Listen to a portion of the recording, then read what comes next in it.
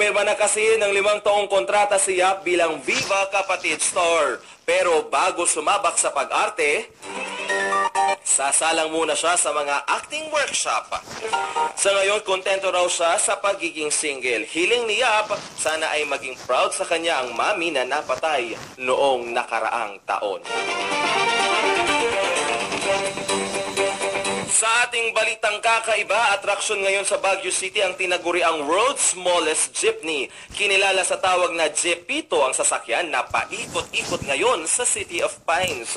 May habang 92 inches at may taas na 55 inches. Kagaya rin ang pampasaherong jeep sa Metro Manila na makulay, nilagyan rin ito ng disenyo ng Philippine flag at pwedeng magkasya ang 4 na pasahero sa likod. Rehistrado rin ito at pwedeng ibiyahe. Kwento ng may-ari, binuo nila ang mini jeep na si Jeepito para makapaghatid ng kasiyahan sa mga residente ng Baguio at maipromote ang kanilang turismo.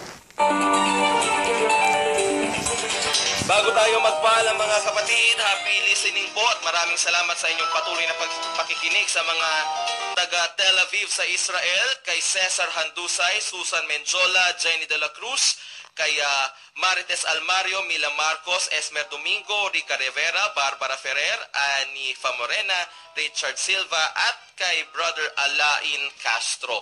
At syempre sa aking mother na si Jane Kujamat, nakikinig sila sa Israel ngayon. At kay Tere na listener ni Mama Margie Bentulan. Happy listening din sa kay Danica Vicente at kay Marlito Escobar.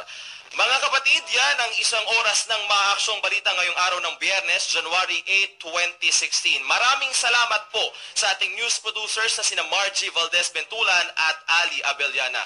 Salamat din sa ating news writer na si Louis Solima, sa ating production assistant na si Nia Bugarin, sa ating radio studio technician na si Jurgen Meliena, at sa Antipolo transmitter technicians na sina Albert Mamaril, Rick Parungaw at Brendo Sabado. Maraming salamat po sa ngalan ni Ruel Ocheco. Muli ako po ang inyong naging tagapagbalita, Wedge Kujamat. Saan man, kailanman kapatid, higit sa balita, aksyon. Susunod na ang Already ni Mr. Orly Mercado dito sa Radyo 5, 92.3 News FM.